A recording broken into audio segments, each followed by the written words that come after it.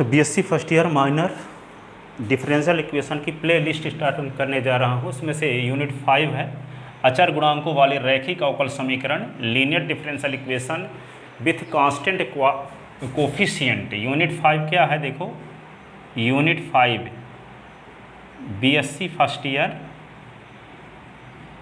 Math minor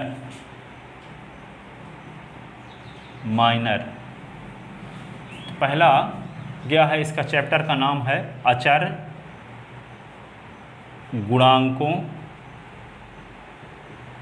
वाले रैखिक अवकल समीकरण। रैखिक अवकल समीकरण इसको इंग्लिश में क्या बोलते हैं, लीनियर डिफरेंशियल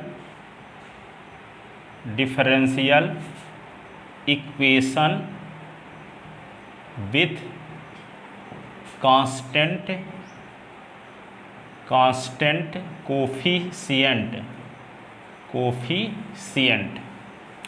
ठीक है, linear differential equation with constant coefficient की मीनिंग क्या है देखो, जैसे d2/dx2 माइनस +5 dy/dx + 4y = 0, ये डिफरेंशियल इक्वेशन है।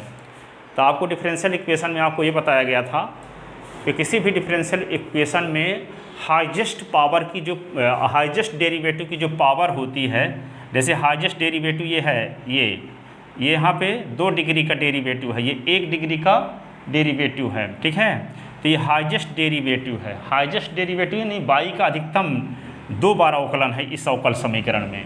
ठीक है, तो उच्चतम कोटि का अवकलज है d2/ds2, लेकिन इस उच्चतम कोटि के अवकलज की घात क्या है, 1 है।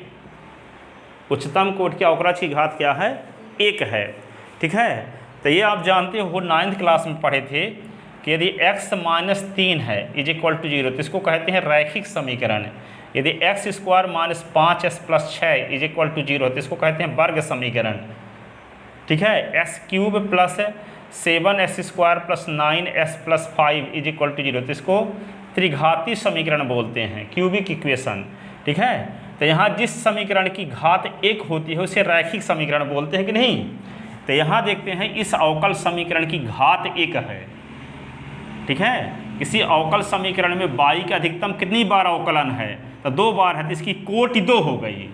इस अवकल समीकरण की कोटि 2 है क्योंकि y का 2 बार अवकलन है अधिकतम, लेकिन उच्चतम कोटि का जो अवकलज है उसकी घात 1 है। तो उच्चतम कोटि के अवकलज की घात 1 है, इसलिए इसकी घात क्या होगी, 1 होगी। तो जिस अवकल समीकरण की घात 1 होती है उसको कहते हैं रैखिक समीकरण। ठीक है, इसलिए यहाँ पे बोला गया है अचर गुणांकों वाले रैखिक अवकल समीकरण। रैखिक बोला गया, अचर गुणांकों वाले क्यों बोला गया, क्योंकि यहाँ पे डेरिवेटिव के पहले जो संख्या है वहाँ 1 है, यहाँ 5 है, यहाँ 4 है। तो 1 भी अचर है, 5 भी अचर है, 4 भी अचर है। ये गुणांक क्या है, अचर है कि नहीं। अचर गुणांकों वाले रैखिक अवकल समीकरण क्यों कहा गया, क्योंकि इस अवकल समीकरण की घात 1 है। 2 घात का हम नहीं पढ़ेंगे, 1 घात के समीकरण को पढ़ेंगे। ठीक है, और गुणांक उसके क्या रहेंगे, चर नहीं रहेंगे, अचर रहेंगे। क्या रहेंगे, अचर, कोई संख्यात्मक मान रहेगा। ठीक है, तो अचर गुणांकों वाले रैखिक अवकल समीकरण की मीनिंग समझ में आ गई। किसी अवकल समीकरण की यदि घात 1 है तो उसे रैखिक अवकल समीकरण कहते हैं, और उसके गुणांक डेरिवेटिव के यदि गुणांक क्या हैं, अचर हैं। अवकलज के गुणांक क्या हैं, अचर पद हैं, इसलिए इसका नाम पड़ा अचर गुणांकों वाले रैखिक अवकल समीकरण, linear differential equation with constant coefficient. ठीक है ना। अब इस प्रकार के अवकल समीकरण को हल करने के लिए क्या करते हैं, हल करने के लिए जैसे यहाँ पे d2/ds2 है, तो इसी को मान लो हल करते हैं, सॉल्व है, हल कीजिए। तो हल जब करेंगे तो क्या करते हैं, इसी को लिख देते हैं ऐसे, d2/ds2 + 5 d/dx + 4, ये बाहर लिख लिए y = 0। फिर लिखते हैं d/ds के स्थान पे लिख देते हैं d, d2 अपॉन ds2 के स्थान पे लिख देते हैं क्या, d स्क्वायर। तो यहाँ पे क्या लिख देंगे, d square plus 5d plus 4, ये क्या हो गया, y इज इक्वल टू 0।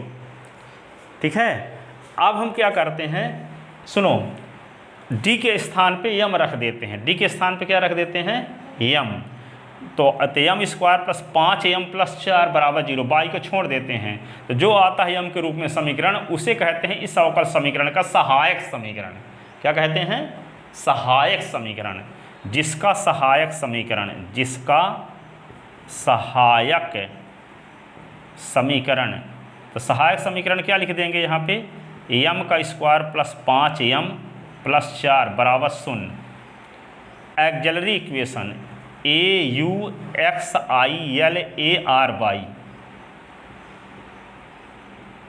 सहायक समीकरण। ठीक है ना। अब हम क्या करेंगे, इसको यम के लिए सॉल्व करेंगे। तो इसके यम के लिए सॉल्व करेंगे तो क्या होगा, 4 एकम 4, तो यम square plus 4m plus 1m plus 4 बराबर 0। इससे कुछ कॉमन, इससे कुछ कॉमन, तो देखो यहाँ पे इससे कॉमन क्या होगा, इससे कॉमन होगा M square plus 4m plus m plus 4 is equal to 0। तो m कॉमन लेंगे तो m प्लस 4 आएगा, 1 कॉमन लेंगे तो m प्लस 4 आएगा इज इक्वल टू 0। तो m प्लस 4 फिर से कॉमन ले लिए तो m plus 1 is equal to 0। इसका मतलब क्या हुआ, m plus 4 is equal to 0 और m plus 1 is equal to 0। तो m इज इक्वल टू -4 और m इज इक्वल टू -1। तो m तब इसका तब अभीष्ट हल, तब अभीष्ट हल क्या बोलते हैं इसी को इंग्लिश में, रिक्वायर्ड सलूशन। रिक्वायर्ड सलूशन क्या लिखते हैं, y is equal to C1 अपने से लिखेंगे e की पावर -4x और C2 अपने से लिखेंगे e की पावर -1x। ये ठीक है। यदि मान लो सहायक समीकरण के मूल, यदि सहायक समीकरण के मूल, देखो यहाँ पे मूल m1 व m2 होते, m1 व m2 होते, तब अभीष्ट हल ये होता है, तब अभीष्ट हल ये लिखा जाता है y बराबर C1 e की power m1x plus C2 e की पावर m2x। और यहाँ m1 का मान क्या आ चुका है, -4, और m2 का मान क्या आ चुका है, -1।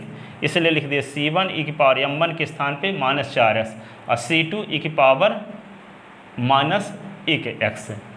ठीक है। रूल ये है कि यदि सहायक समीकरण के मूल m1 व m2 हैं तो अभीष्ट हल ये होता है। यदि सहायक समीकरण के मूल, मान लो, लिख लो इसको,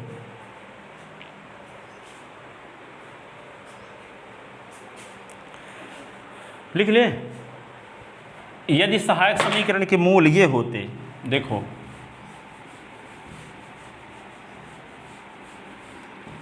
तो रूल फर्स्ट, यदि सहायक समीकरण के मूल m बराबर क्या होते, m1 m2 m3, तब अभीष्ट हल क्या लिखा जाता, y बराबर C1 e की पावर m1x, C2 e की पावर m2x, C3 e की पावर m3x, ये लिखा जाता है ना। अब यहाँ पे देखो रूल सेकंड,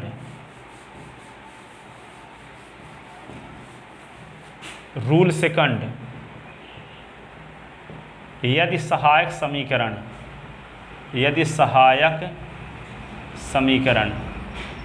के मूल ऐसे आ गए होते, m बराबर m1 m1, दोनों मूल बराबर आ गए होते। यहाँ तो अलग अलग है ना, m1 m2 m3, यहाँ पे m बराबर m1 है m1 है, तो क्या लिखते, तब अभीष्ट हल क्या लिखा जाता, y is equal to C1 plus C2x और e की पावर m1x।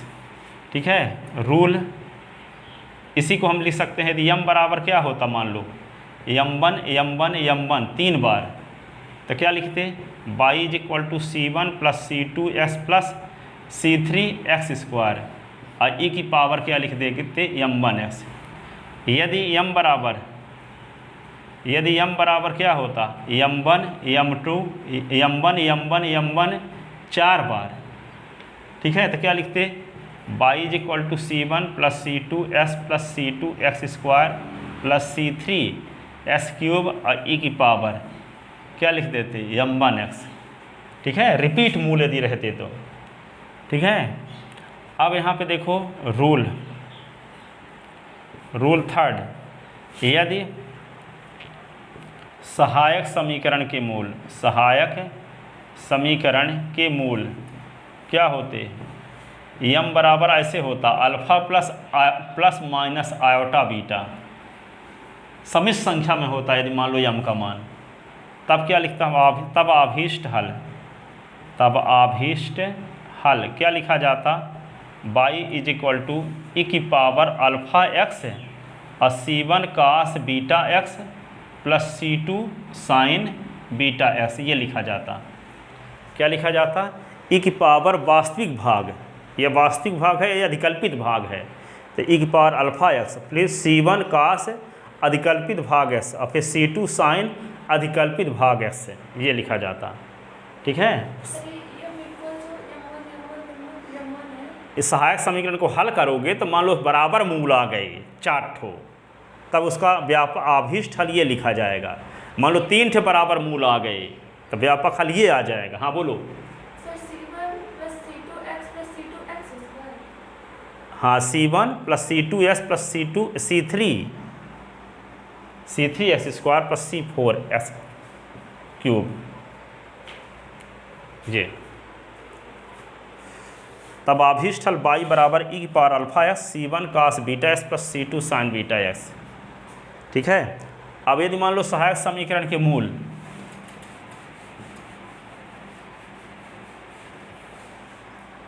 रूल 4, यदि सहायक समीकरण के मूल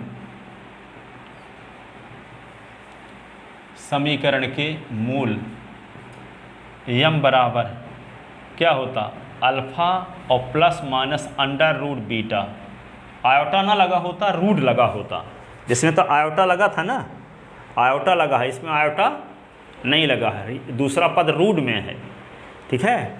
तब क्या लिखेंगे, तब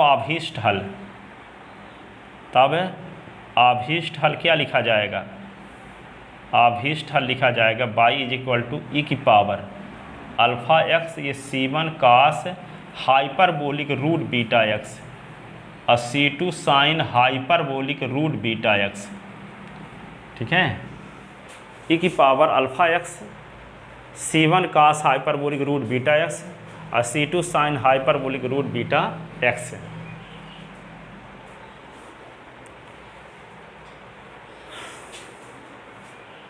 ठीक है ना। इसको लिख लेते ना।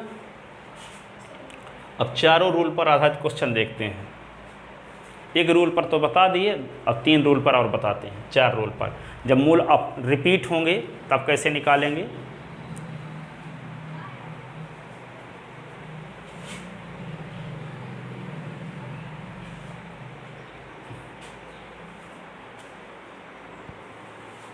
हो गए। जैसे एक सवाल लेते हैं,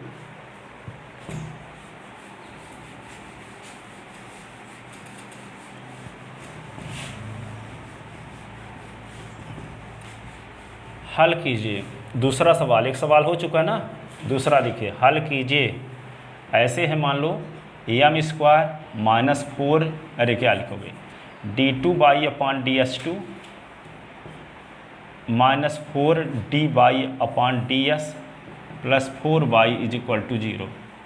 इसको हल करना है, ठीक है। तो यहाँ पे क्या करते हैं, सबसे पहले लिखेंगे d2/ds2, फिर 4d/dx, फिर 4 असब से बाहर हो गया y। इसके स्थान पे क्या लिखते हैं, d2, ये 4d प्लस 4, ये हो गया y इज इक्वल टू 0। जिसका सहायक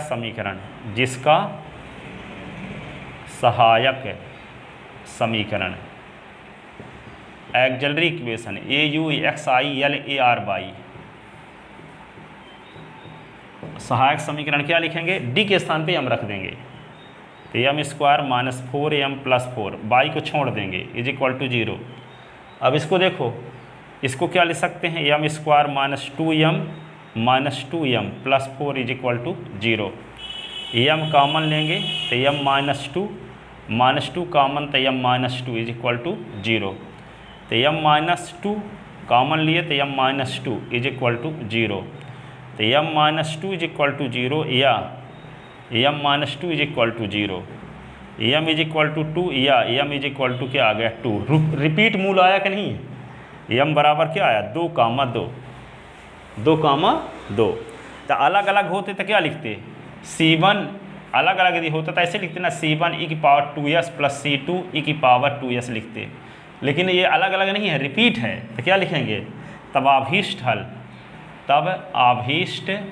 हल क्या लिखा जाएगा, y बराबर क्या लिखें, C1 प्लस C2x e की पावर 2x, क्योंकि रूल बताए क्या थे, रूल ये ना बताए थे आपको कि m बराबर क्या हो, m1 और m1, तो रूल ये बताए थे y इज इक्वल टू लिखते हैं C1 प्लस C2x e की पावर m1x, ये बताए थे, ठीक है ना। तो ये इसका अभीष्ट हल हो गया, क्योंकि दोनों मूल रिपीट हैं, तो C1 प्लस C2x फिर e की पावर m1 है, लिख ले। अब एक देखो इस पर आधारित है, रिपीट वाला हो गया और डिफरेंट मूल वाला हो गया,